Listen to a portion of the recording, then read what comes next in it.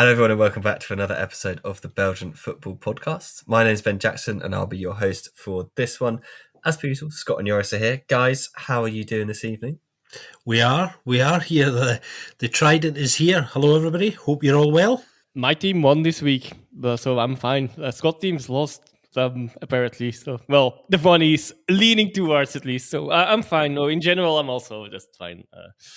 All kidding aside. No, we're starting to kind of reach the business end, I guess, as we're gearing up to getting into the playoffs, and plenty to talk about on this one. One team that we'll definitely need to talk about and clinching a spot. We'll talk a little bit about the teams in the bottom four and who we think is going to make up that relegation playoffs. And there was a big result in the CPL as well, which we definitely need to talk about. We spoke a little bit about what could happen, the ramifications of that game last week, so it makes sense to revisit that one. But I'll quickly run through the results. As Joris said to me before recording, a lot of 3-2s, and he said I may as well just said every game finished 3-2, and then you can work out who won, because basically, yeah, more than half, I reckon. Mechelen lost 3-2 to Genk on Friday evening. Leuven beat Dender 3-2. Ghent beat Charleroi 3-2. Stade Liège drew 1-1 with Union. Dennis Eckhart against his former club getting the goal. Cercle Bruges lost 2-1 to Club Bruges in the Bruges derby. If you'd only watched the first half an hour of that game, you'd be baffled as to how Cercle lost that game, because they had so many great chances to go ahead. But unfortunately, they hit the post and couldn't take any of them. Antwerp, they lost again. Pretty horrendous last 7 days for them. They lost 2-0 at home to Westerlo after getting absolutely pumped in the cup by by Anderlecht to set up that All Bruges final, which we talked so much about last week, and it did come true. So we're pretty happy that we didn't have to scrap that entire segment. Anderlecht then dropped an absolute egg with a 0-0 draw at home to Raal, and by the time they'd gone to celebrate or clap the fans, most of the fans had gone home to do better things with their evening and afternoon, which is fair enough. And then Sint Truiden rounded off the weekend with a 3-2 win over Zulte Waregem in the snow.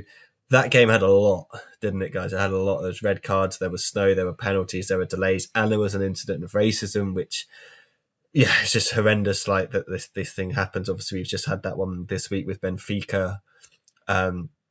Thankfully, from what I've seen, no one in Sint Truiden or Zulte Waregem or anyone's come out and released the bizarre statement that Benfica have released, or Jose Mourinho said, or any of that weirdness. It wasn't player to player, though, as far as I'm aware. It was kind of fan to Opoku. So absolutely no place for that in the game whatsoever. Hopefully whoever is responsible gets a lengthy ban, just ban for life, to be honest. That's the best way you can deal with that sort of stuff.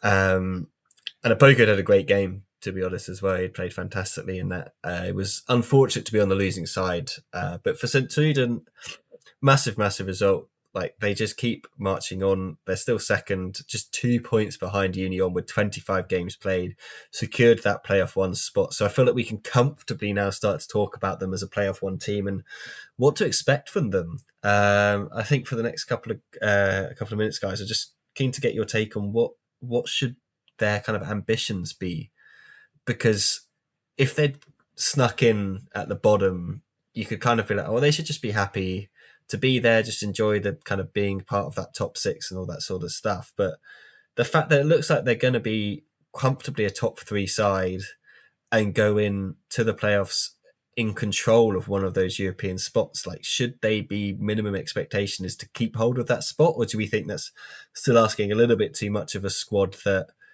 it has talent, that's for sure, but it's probably a couple of injuries away from not being as competitive and as brilliant as it's been?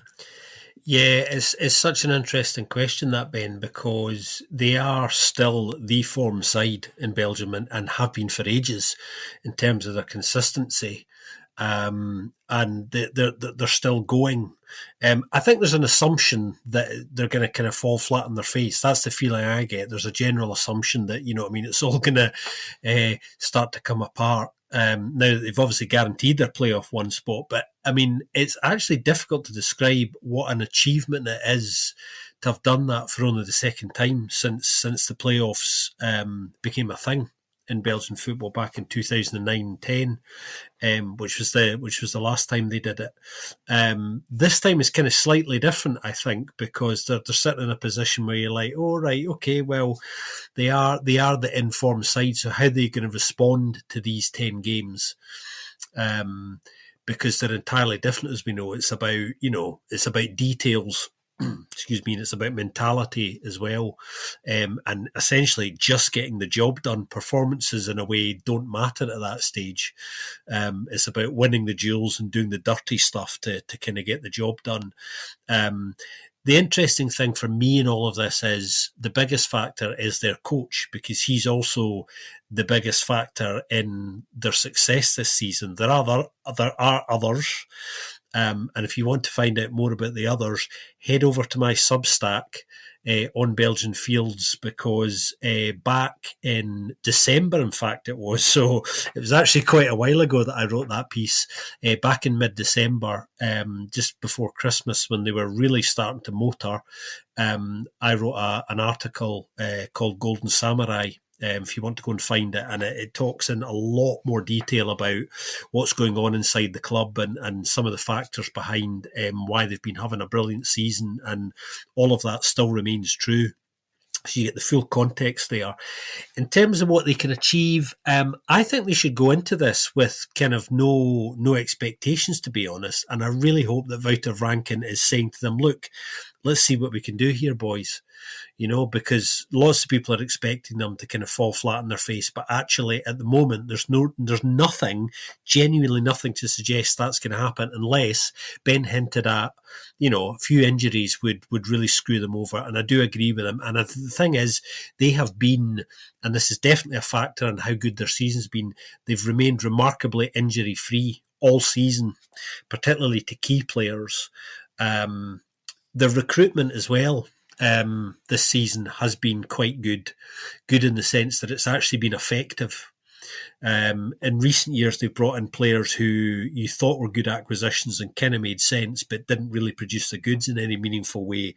Whereas, this year, everybody's contributed, including some of the, technically, players of perhaps lesser quality, and it's that kind of team ethic that Rankin's knitted together that's really got them to where they are, because it's most of the same players. Some new players have come in and really contributed strongly as well. So I think I said this, I think probably 3 or 4 weeks ago now to you guys. I think they might surprise a few. I think they're almost certainly going to have a major say in where the title does land at the end of the day as well. It'll be interesting to see the way the fixtures fall over those 10 games as well. I think that'll be one of the first things people go and do, to kind of have a look at the schedules, particularly for the current top 3, because it is all going to be about the current top 3. I don't think, the 3 underneath that really are part of the conversation, to be honest, anymore. Yeah, I mean, there's 2 things here. There's go and see what you can do, and then there's that gauntlet challenge of, well, Europe's there for the taking. It's just which tournament do you want to try and take, I suppose. It's going to be quite exciting because they are the story of the season, and as long as they don't completely collapse, and I don't expect them to, I really don't. I don't see anything to suggest that they're going to. For me, Wouter Rankin already is a massive, massive candidate for Coach of the Year because of what he's achieved there. In such a short space of time, and he's kind of underlined that he remains one of the top coaches in Belgium, because he had ultimately at the end of the day a difficult period at Genk, although I had to remind somebody the other day that he did go within literally seconds of winning the title when somebody said he's no good with big clubs, is he? They forgot that, which of course people tend to do. But yeah, he has to a certain extent rehabilitated his reputation after a bruising spell at Genk in the end, and definitely a bruising spell for a whole host of reasons at Ghent. Yeah, I would agree that they should at least aim for top 3, and I would even say them. And before the playoffs, even, I guess, but that's not really the question. But that they should aim for actually getting European football before the playoffs. So that means getting top spots before the playoffs, because they have if everything stays as it stands, of course, it's difficult to judge that everything is still close between the three of them, between Union, them, and Club Brugge. And Club Brugge have, I would say, the easier schedule of the three of them, and mainly Union and STVV are facing each other on Staaien the last day of the regular league of the regular season. So that's why I'm saying that. Of course. That's going to be a top fixture, and it's difficult to judge what that would mean going into whatever the result of that game, or what that would give towards the one that might lose that game. Or of course it can always end in a draw, but like how everyone's going out of that game, how the feelings are in both camps out of this game. Yeah, it's difficult to judge if that's going to actually play a role in the playoffs itself as well, because that hasn't always worked out either. In that sense, for sides that did do well in the last run of the regular season, but then still imploded in the playoffs. It has happened more than once in the recent years. But yeah, I mean, they are really the informed side. They're still underperforming in their goal scoring production, like massively, even like 40 goals scored, which is decent, not massive, but they should have, or they could have scored 48 already. Of course, these kind of statistics, it's always to be taken with some grains of salt. But if the difference is that big, yeah, they should have scored more. That I think that was a safe conclusion. Whether that's indeed 8 goals more, that's yet another story. But I do feel like that. I don't really like to say that, but I do feel like that. And of course, on the other hand, yeah, I think they have a tough. Okay, now the next 3 games might be defining as well, because they have some 3 relatively easy fixtures on paper, at least, that you would say. Then they have a Limburg derby, where a lot of things might still be at stake, more than in other seasons as well. And well, of course, the balance for this season seems to have shifted. But okay, that I don't want to believe that yet, but that game might define for both sides a little bit more. And then they have that home game against Union, so a difficult end of the season for a regular season for them. If they get out of that unscathed and potentially even even on top of things, that would be really good. Although I would kind of expect, because of everything in the fixtures and all, that Club Brugge will be might be actually leading the race by then, while they're currently still in third, of course. But yeah, and of course they depend on the other 2 dropping points. But because of the schedules, I do see that happening, to be honest. Also, there might be some hope in my own side, talking into that as well. To take some points of at least one of those 2, because that will be needed. But okay, that's a different topic. That would be needed for getting into the playoffs, is my feeling. But yeah, no, I do think Sint Truiden, they might. So that I do think it at least top 3, and who knows, even indeed go all the way. But there's together with the injuries, there's also the potential that in the playoff games itself, it often gets even more physical. And are they ready for this kind of physical battles when the intensity rises even more? Not only just the tension outside, which also would come, of course. There will be, so far, it's still, despite the good run they're having, and they are getting more and more attention, but the full media attention is still not focused on them.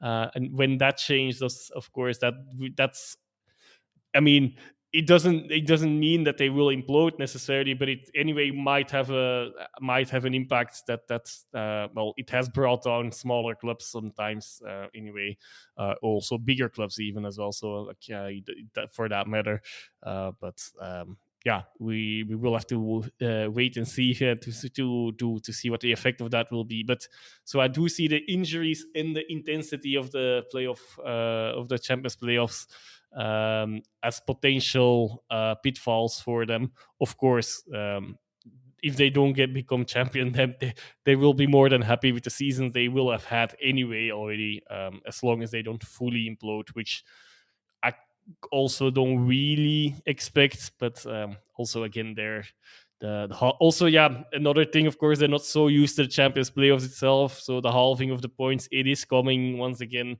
They have a massive lead now on the top the 4 to 6 places.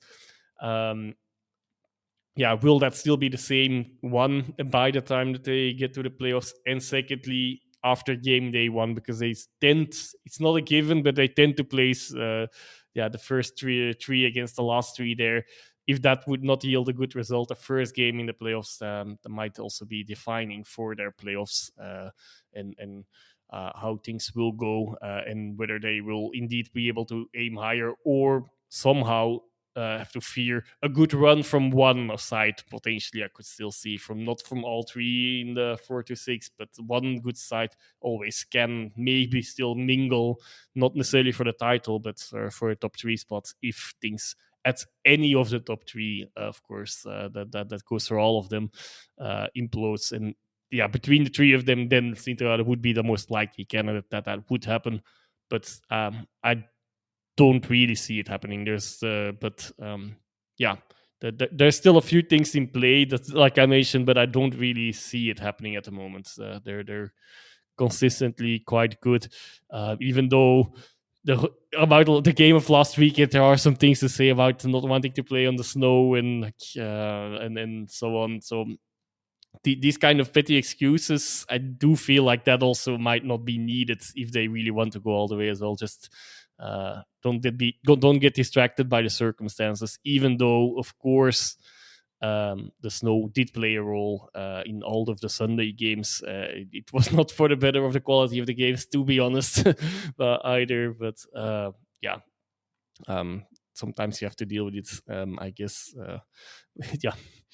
It wasn't great viewing either when you couldn't see the bloody ball. Like they changed that really dark ball, and I was like, I literally can't see this thing. Like, my eyesight's bad anyway. But no, I think you're right. I think those next 3 games they should be looking at, I think the next 5 games they should be looking at 10 points. Like, win the next 3, get a draw out of the Limburg derby, and then Union's just a punt. It doesn't really matter. Like, that's the way I think they should be approaching it. Of the other, I think for them, the kind of, I guess, Joris, you said that talking about Genk getting in there is kind of like a separate point, but I think it's actually a major factor in how I think they can do, because if, let's say, the other 3 teams are Anderlecht, Genk and Ghent, I don't think that's good for Sint Truiden, because that's 3 teams that are used to being in this kind of situation. I think if they would be looking and thinking, praying that Mechelen somehow hold on to that spot, because that's the sort of team that you want in there. It does put more pressure on that game, and that's not necessarily a good thing. St Truiden aren't the only ones rooting for that. I just feel like that's the team. Like, if you could face them first up, and I think they have the factor of their pitch will also play a factor in the playoffs as well, because it is unique playing experience. Like, some players don't like it, players get injured on it that aren't used to it, so that really could have an impact on kind of how things go. Club as well, I guess it depends on how they get on in Europe, but Genk as well, it depends how they get on in Europe in terms of kind of distractions or injuries or anything like that. So I think that bottom 3 of it is wide open. I think just having a quick look at run-ins and stuff, I think you mentioned there, Joris, that one of those sides could jump in and just not necessarily win the title, but have kind of a say in the mix. And by the look of it, I think Ghent, in terms of running, I'd put them there. I think Mechelen are kind of, they're limping to the line, unfortunately for them. Genk, they're on a good run. They're kind of the kind of, them and Ghent seem to be surging towards it. Charleroi seem to be drifting away from it, unfortunately. Now they've kind of fallen a little bit by the wayside. And then Anderlecht are kind of like Mechelen, they're clinging on, but they might be okay, like, clinging on for that.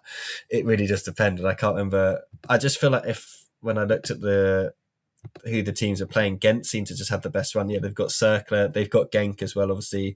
They've got Mechelen, so that becomes a big game between those 2 in terms of that, and Ghent are in better form. And then they've got Zultavagam, and they finished with Dender on the final game. And I think we're looking, you start to look at this point, don't you, as well, for like, oh, who's playing teams that have nothing to play for? But everyone's got something to play for, and that's the problem. And they're all playing teams that have something to play for, which is what makes it really exciting. And we've bashed the playoffs, but this is what the playoffs does deliver in that sense, is that teams all still have something to play for. They can all still do something because it's just so congested in there. So yeah, I hope they finish in the top three. I think their season deserves them to finish in the top three come the end of the playoffs.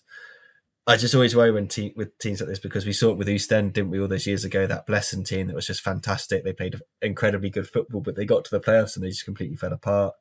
Circle the opposite, they got to the playoffs and they still made European football. So like, it can be done, but they kind of surged in at the end where Sint Truiden are already there. So there will be some pressure, but it's fascinating to see how they're going to deal with it. It really, really is, to see how some of these players will deal with it and what's going to happen in the summer. But I feel like you got to ignore the summer in that sense. You can't think about the players you're going to lose. It would be incredibly ironic if Hotto is one of the reasons that Anderlecht don't make European football because of his goals for Sint Truiden. I was thinking this the other day, when you think about, obviously Bertuccini goes one way, Hotto goes the other way, and it's the guy that went the other way that's doing a lot better than the player that costs a lot of money. So if you're an Anderlecht fan, you should be enjoying it, because when he comes back, he's got to be like your main striker next year. The way he's playing, he's been fantastic. He's physical, he's big, he's young. Like, just give him free reign, I think. But there's a lot of interest in him just now from English clubs, actually. Chelsea and Newcastle and a certain Brighton and Hove Albion, who obviously have a Belgian connection of sorts, less strong than it used to be, but there is still obviously a relationship there.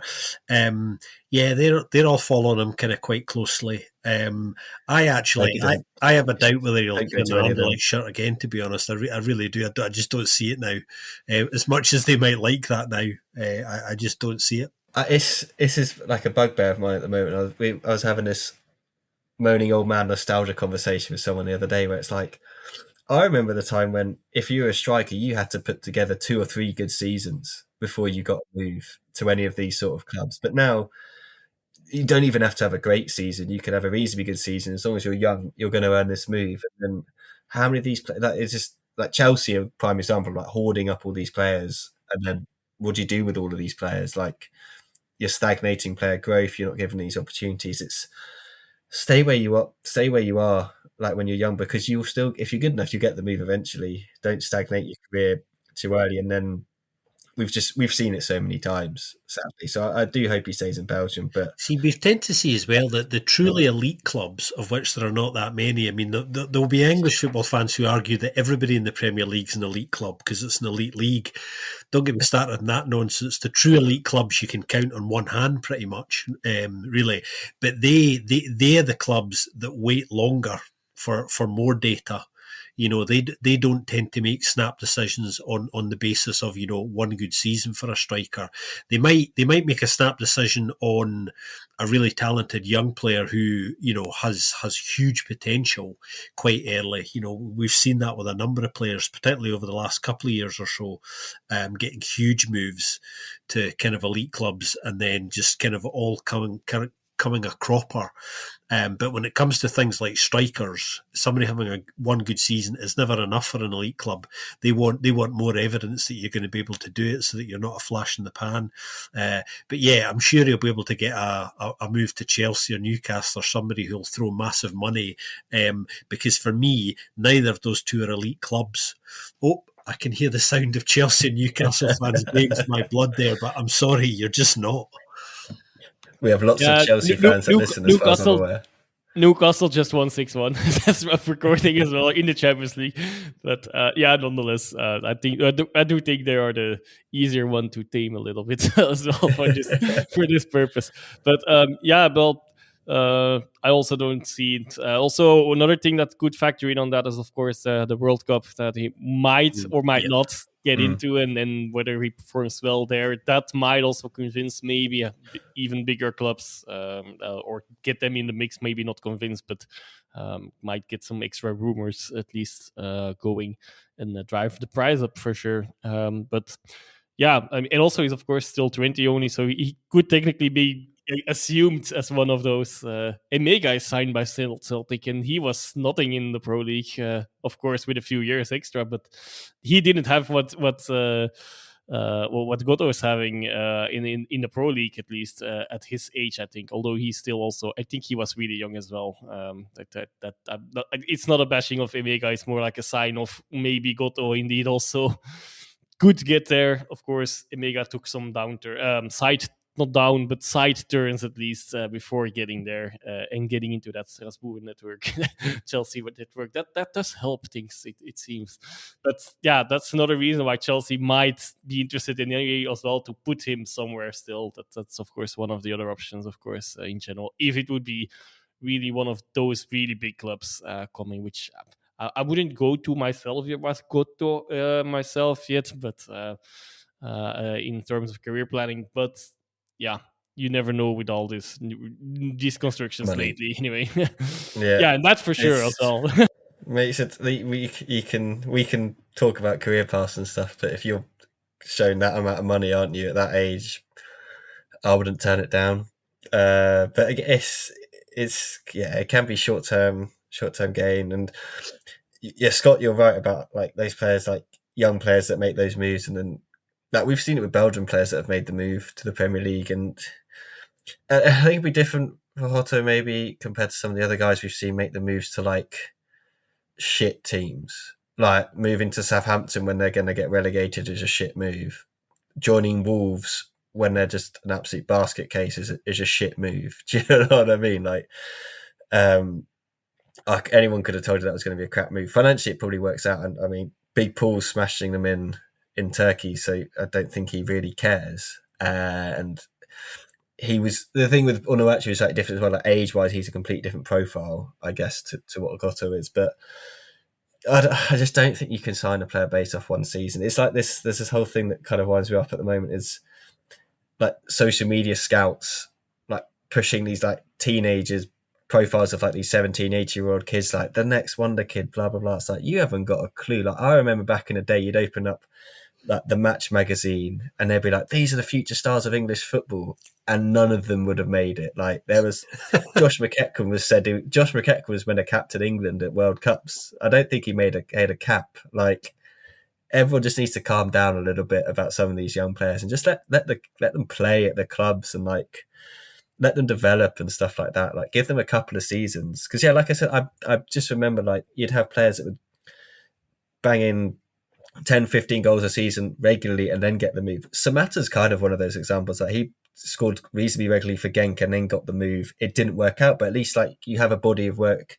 And like Scott, you mentioned, you have more data. Like it's like anything, you're going to get more data. Like, can you really sign a player like Hotto based on one season at Sint Truiden? Like he's playing in a particular system with a particular bunch of players. Like, why don't you let him go back to Anderlecht, play with a different bunch of players in a slightly different system?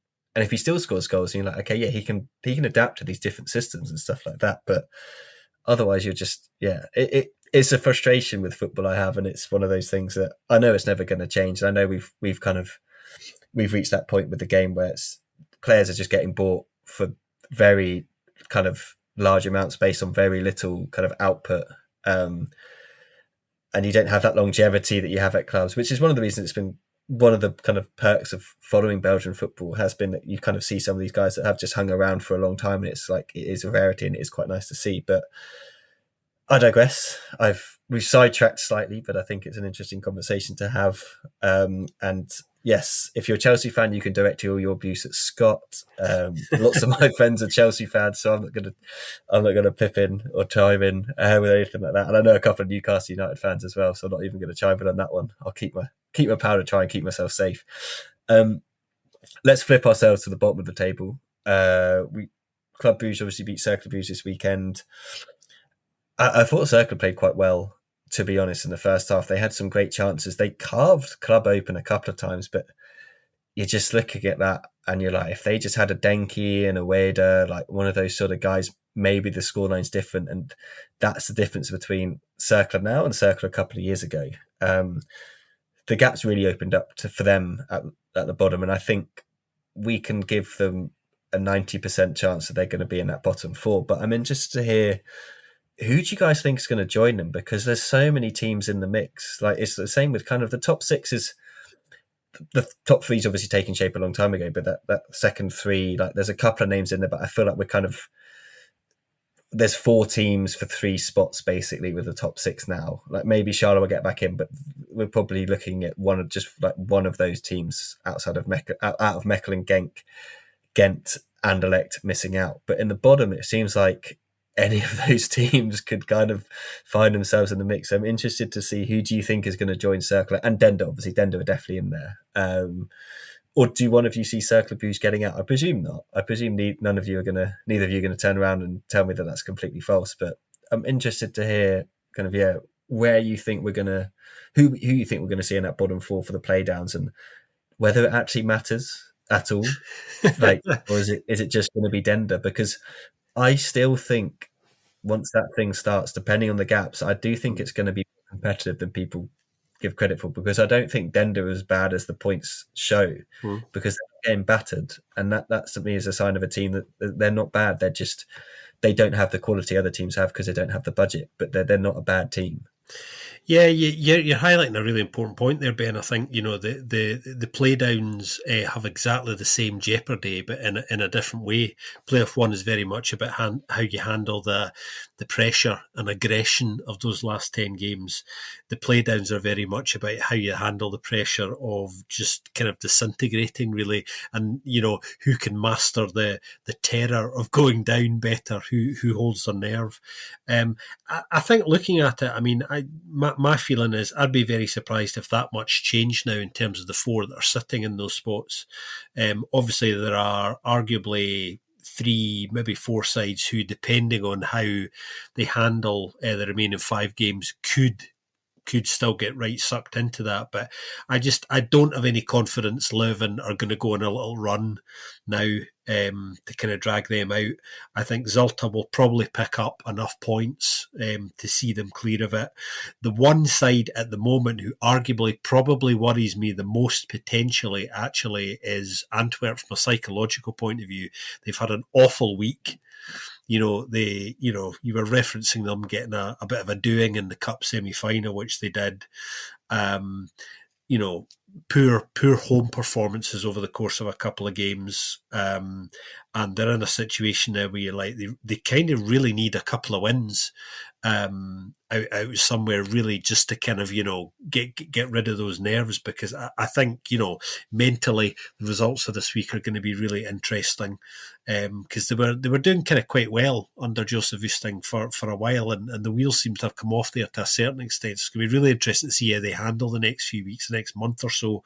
Anyway, I can see the 4 that are sitting there just now: Leuven, Ral, Circle, and Dender being the ones that fight this out. I do agree with you. I think Dender have been a lot better over the course of the season than their position actually suggests. They've just not taken opportunities. From what I've seen of them, they're a better side than actually their league position suggests, which is a very odd thing to say, I know, but actually if you look at the quality of the football they've played, it's more about missed opportunities, I think, and an awful lot of them.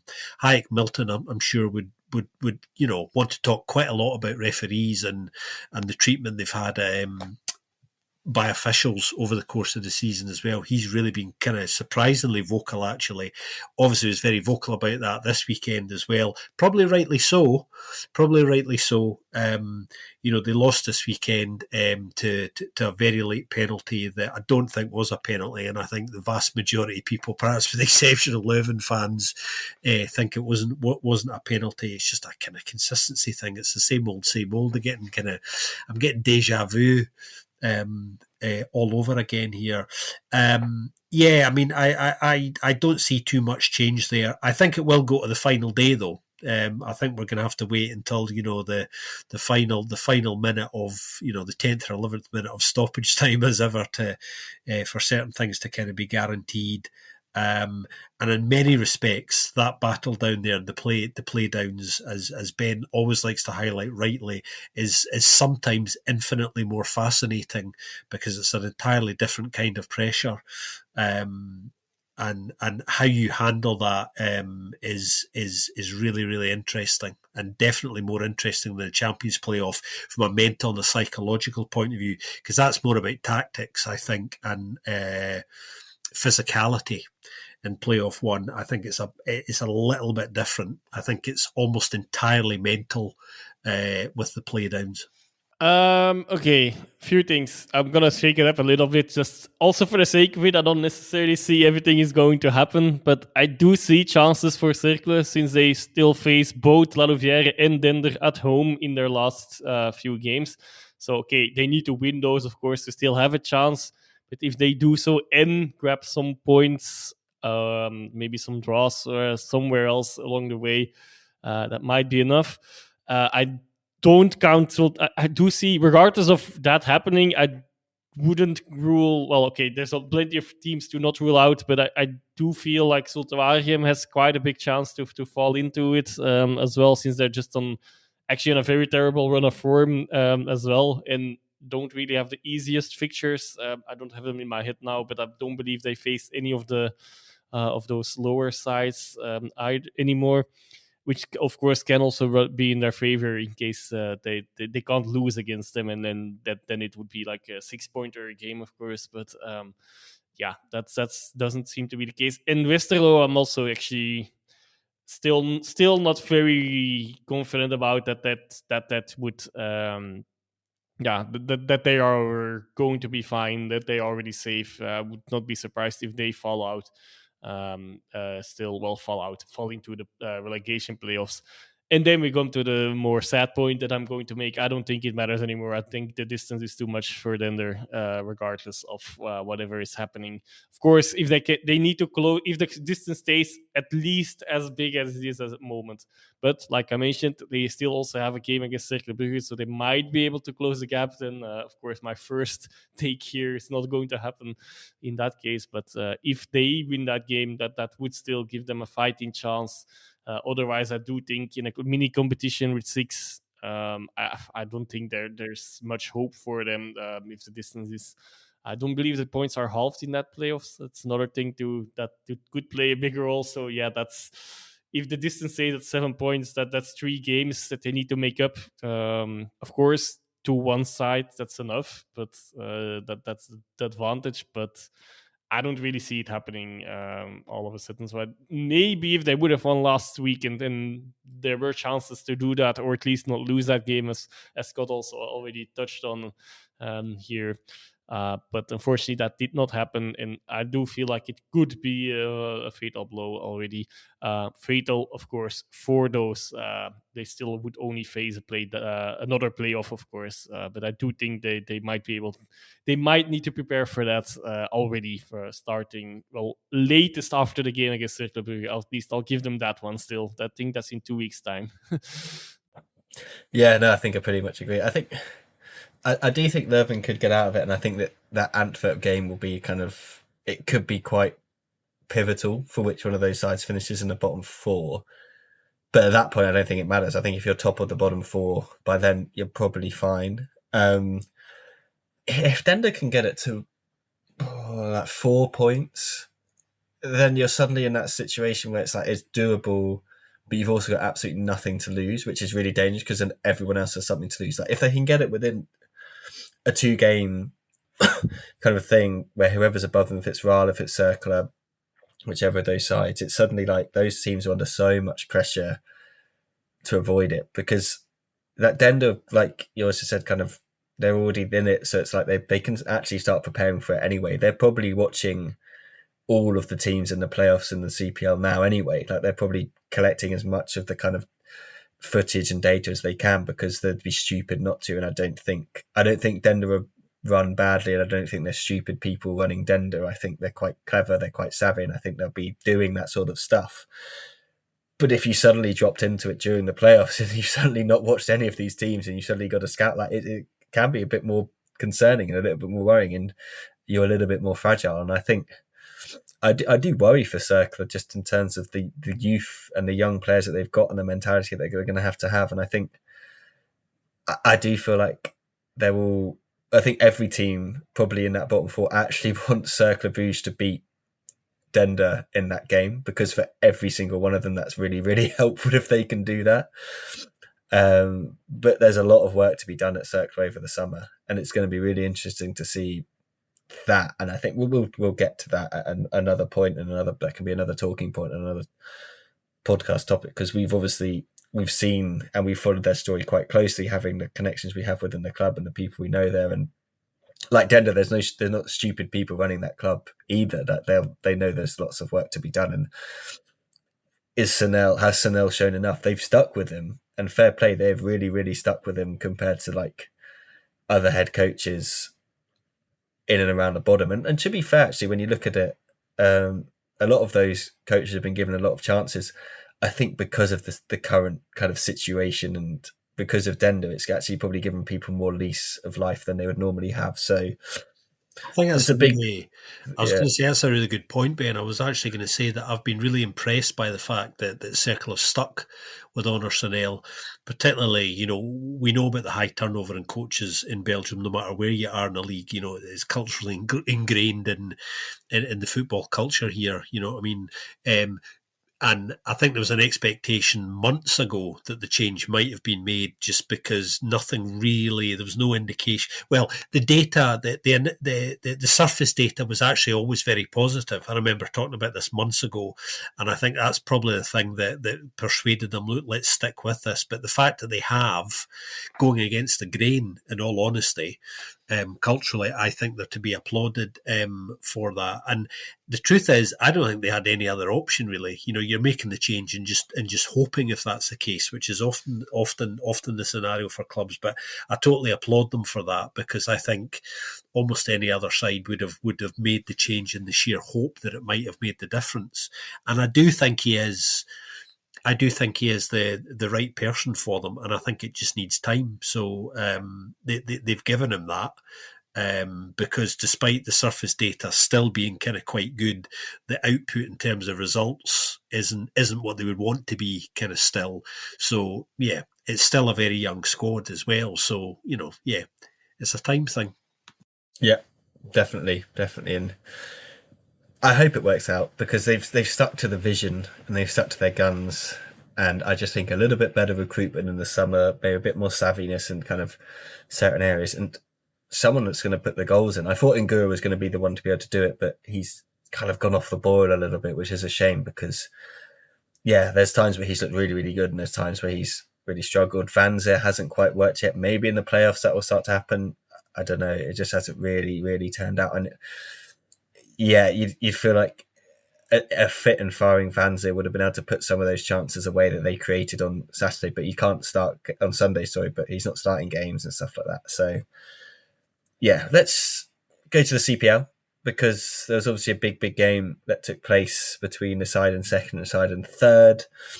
I thought we can quickly discuss that, and then we can potentially look at the teams that are going to make the playoffs and pick the ones we think that are most likely to do Dender some damage. I know we had a little bit of a discussion about who we think would make it last week, but maybe we can think who would give Dender the best run for their money in a play up, play down situation. So Scott, over to you for the results, and we can get into it. Yeah, match day 25. Liège lost 1-0 to Serang. Club Next lost 3-2 to Patro, who remain on a pretty good run of form. Lommel won 2-0 against Anderlecht Futures. Kortrijk won 1-0 just in the nick of time. Everybody loves a stoppage time winner. Few feelings as good as that in football, no matter who your team is. They won 1-0 against Beerschot. Molenbeek lost 2-1 at home to Lokeren.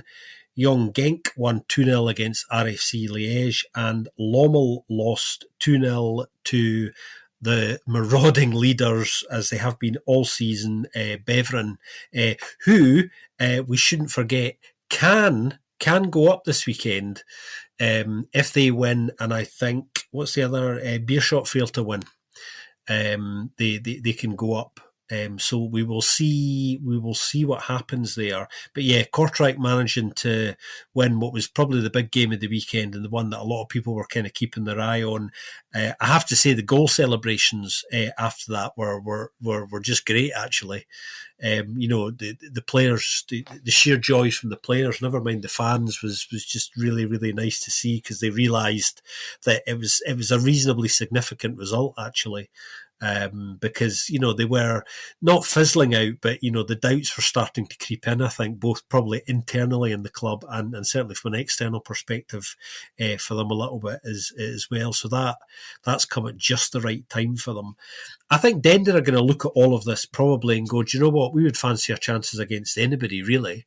I don't think there's anybody they should particularly fear playing, in all honesty. Because again, as we were saying, it's about how you handle those ties kind of mentally, and they will always have a slight advantage being the Pro League side, as we know. Doesn't mean that guarantees you win that match ultimately, but it does give you a slight edge, and we've certainly seen in recent years that's kind of turned out to be the case for the most part. So I think they'll fancy their chances against whoever they kind of come up against. Yeah, this time not really a shake-up for me, I guess. I think I do believe the same. With a caveat with Beerschot, I don't know, they're such a weird club also this season. Like, sometimes it goes well, sometimes it doesn't. Do they want to promote? Is it still the overhanging question? Because if I'm not mistaken, the new owners would have to pay more if they go up. So do they want that already?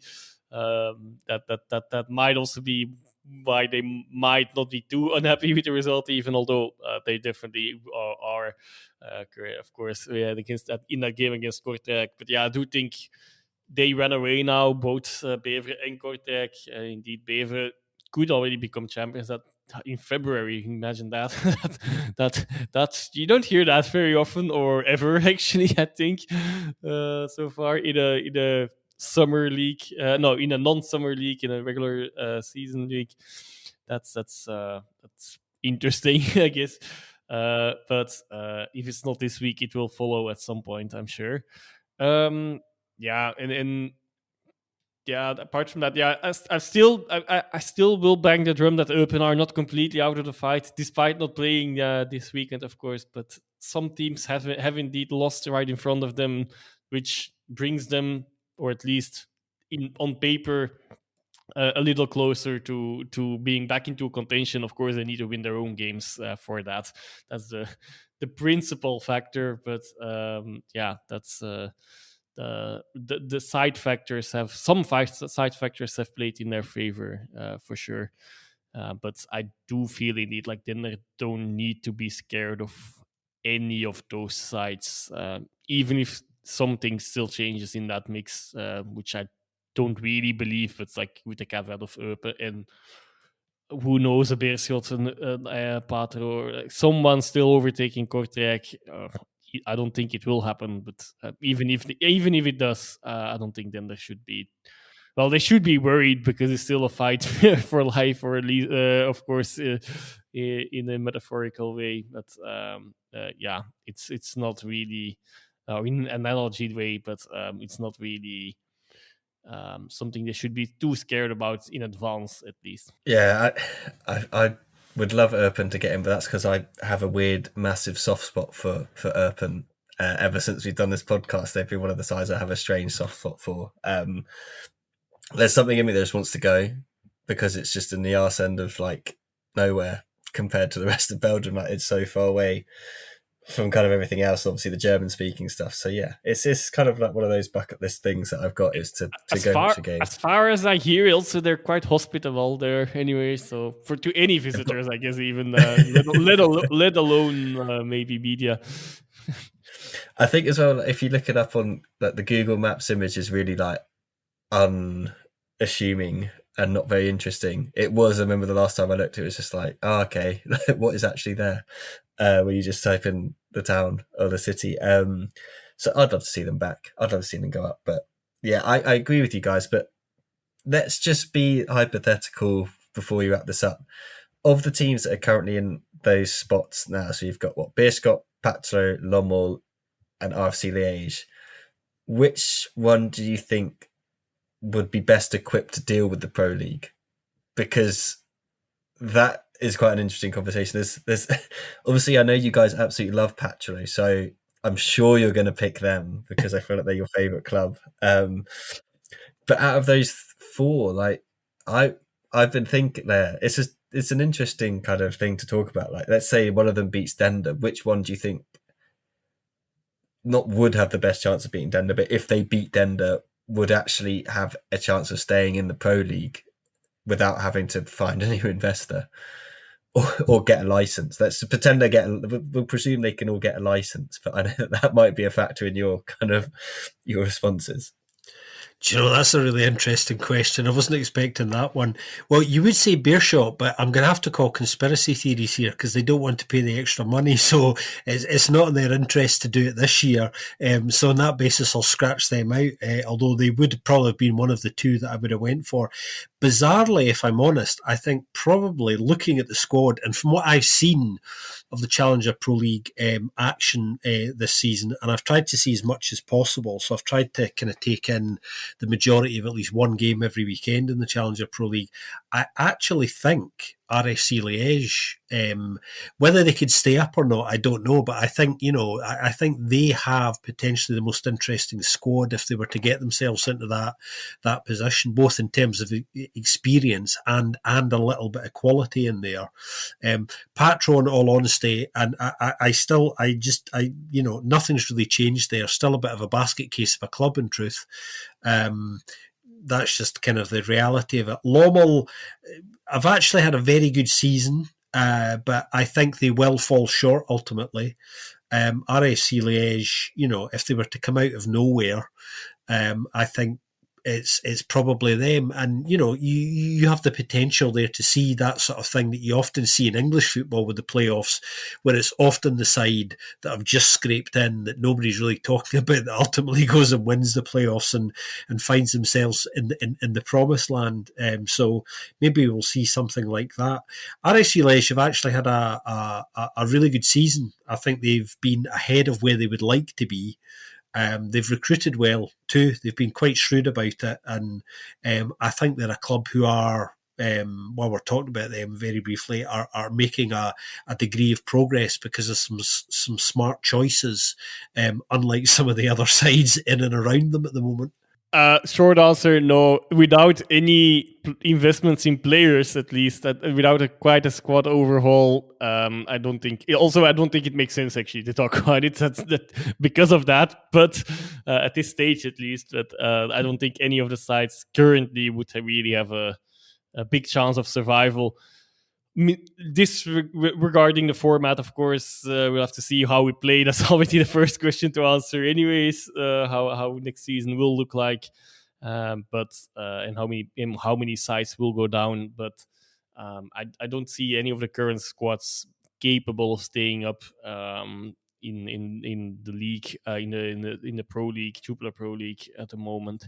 But who knows? Of course, you can never exclude the first season on the league, of course, and yeah, been taking everyone by surprise. It has happened more often than not in the recent past, and in the not so recent past as well. Actually, it's quite a common phenomenon. But apart from that, I don't really see any of the sides currently. Regardless of, indeed, like I do feel like Liège indeed are a club that's to pick on what Scott says. To put my teeth into that, I do feel indeed they are investing quite well, so they're building something there maybe, but I do feel it might still be too early anyway. Or they will have to be even smarter with their investments in the squad, and in case that they would reach that spot. Yeah, it's an interesting hypothetical to have because we've obviously had Dender, we've had Ra, we've had Solang, that we've had these teams come up, and Beerschot as well. We didn't really, no one knew what that was going on there. But maybe it'll be They're the one exception of the newcomer bounce, I guess. Yeah, exactly. The opposite of it, like bizarre. I've looked up a little road trip to Eupen just now while we were talking. It only takes 6 hours for me to drive there, so get convincing the family that a summer holiday or an autumn holiday in Erpen is what we want to be doing. It's going to happen at some point. Our three faces are going to pop up. Little BFP trip. Yep. There's some nice hiking paths in that area, so that's. I mean, the town itself might not be worth. I mean, it's not a city trip town, safe, but for if you're into hiking, that would be something else. I've done that before. Another mascot who's on my Belgian bucket list as well. Actually, pandas are cool. What can I say? My son, he's just about to turn 2, and he loves pandas now. So there we go. Like, it's clearly the team he wants to go and watch. We might never leave. If the Erpen Tourist Board are listening and fancy sponsoring this video, sponsoring this podcast, we are more than open to sponsorship from Belgian towns and cities that want increased footfall, touristy footfall. Just give us a bell. We're more than open to an hour's section talking about the lovely hikes you can do in and around Erpen. Does that mean we have to say something nice about PSG? No, we can cut short there. We won't be sending anyone to Paris or Qatar anytime soon. I'm sure there's more to do in Erpen than Doha anyway. Or Paris. Definitely more obviously. hiking. Or Paris, way nicer than Paris. Overrated. I think that probably about does it for this week. Obviously, next week we'll be able to talk about the European fixtures that have taken place, the first legs, if we can squeeze in a recording before the second leg takes place of any of those. But we will try and do that. Hopefully we'll have some representation beyond these rounds. But 2 tough ties. Obviously, Club are playing Atletico Madrid as we speak, and a 1-0 down as we speak. Genk facing Dinamo Zagreb on Thursday evening as well. So that'll be a tough one for them. But fingers crossed, we'll get a couple of coefficient points and we'll be able to talk about European football going forward. But let's not hold up. It's not been a great year in European football terms, unfortunately. Guys, anything else to add? Scott's already plugged his Substack. Is there anything else you want to add before we wrap this one up? That it hasn't been a bad coefficient year, but at least an average one by now, at least, to downplay that a little bit. But We've been lucky that the Dutch are terrible. One, at least. Yeah. No, just in the points haul, more or less, the points haul is more or less what you could expect in an average, slightly below average year. So that's okay. That's okay. Could also say the Polish are lucky to be in the Conference League with all their size and so on, for example. They know what they're doing. They know what they're doing. They're like, just stack them in that Conference League and farm points. Big fan of the Polish league. Big fan of that league. Anyway, I think, that probably does about do it for this week's episodes. Guys, as usual, thanks very much for jumping on. It's been a pleasure, as always, guys. Look after yourselves, everybody, and we will reconvene very soon. Indeed. Have a great week. Absolutely. We'll be back next week with another episode. In the meantime, if you haven't reviewed our podcast, please do leave it a wonderful review on your podcast app of choice. And if you've already done that, please do donate to us at Buy Me a Coffee as well. It really does help with the running of this podcast. Although whenever I say that, it feels like I'm just advertising for you guys to literally just buy me, the individual, a coffee. I guarantee that is not where the money goes.